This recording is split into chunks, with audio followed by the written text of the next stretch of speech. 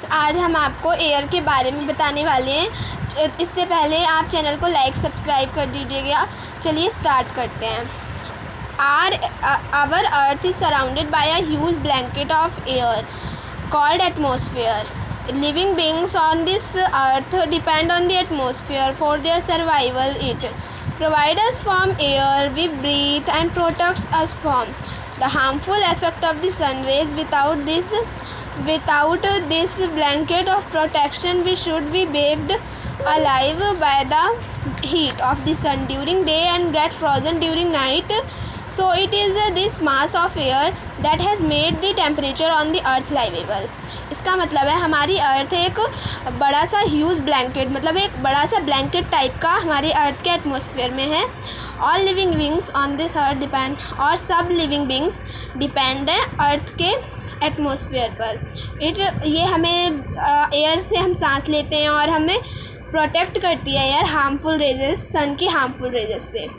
Without this blanket of protection, हम इसके जो ये ब्लैंकेट टाइप का है एयर का, उससे हम वो हमारी बॉडी को भी प्रोटेक्ट करता है. We would be baked alive by the heat. अगर ये नहीं होगा तो हम केक की तरह बेक हो जाएंगे, मतलब केक की तरह ही हम उबल जाएंगे. So it is mass of air that is, और इसको हम और ये टेम्परेचर के अकॉर्डिंग हम यहाँ पे रहते हैं. Composition of the atmosphere. Atmosphere कितने टाइप का होता है, ठीक है. इससे पहले हम पाई चार्ट देख लेते हैं. पाई चार्ट में ऑक्सीजन 21% है, नाइट्रोजन 78% है, argon 0.93% and carbon dioxide 0.03%, all others 0.04%. ठीक है. Do you know that the air we take in while breathing is actually a mixture of many gases. तुम्हें पता होगा कि हम ब्रीथ जो लेते हैं उसके साथ में ही जो गैसेस का मिक्सचर है वो हमारे एक्चुअली में मिक्सचर है जो ना वो चला जाता है हम ब्रीथ जब लेते हैं. Nitrogen and oxygen are two gases which make up the bulk of the atmosphere. Nitrogen और ऑक्सीजन टू गैसेस हैं जो बनती है बल्क, एटमॉस्फेयर के बल्क से बनती हैं. Carbon dioxide, helium, ozone, argon and hydrogen are found in lesser quantities. Carbon dioxide, helium, ozone ये सब हमें कम क्वांटिटीज़ में मिलती हैं. ये अपार्ट फ्रॉम दिस गैसेस ये कम क्वांटिटीज़ में मिलती हैं और इनमें छोटे छोटे पार्टिकल्स होते हैं. ये प्रेजेंट में एयर में ये प्रेजेंट होते हैं. The pie chart give you the percentage of different constituent of air.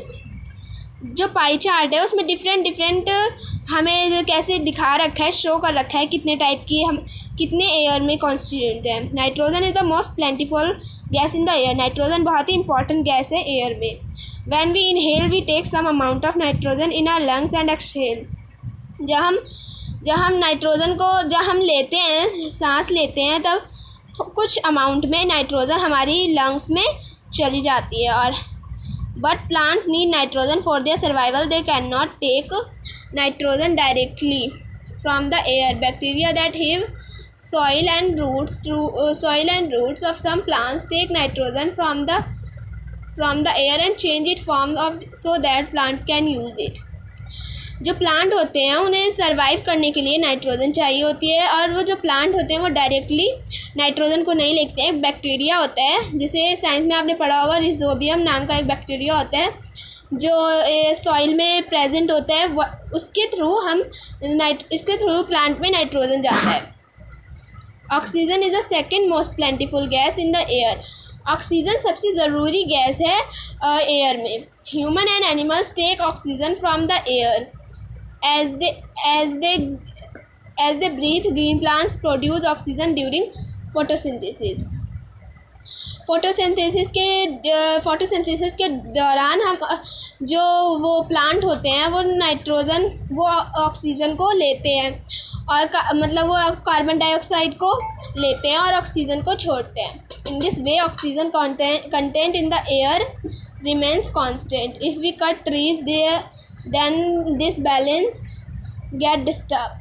हम ट्री को कट करते हैं, जो हमारा जो ये बैलेंस होता है एयर का वो डिस्टर्ब होता है. चलिए आगे का हम पैराग्राफ नेक्स्ट वीडियो में समझाएंगे। इससे पहले आप इसके चैनल को लाइक सब्सक्राइब कर दीजिएगा।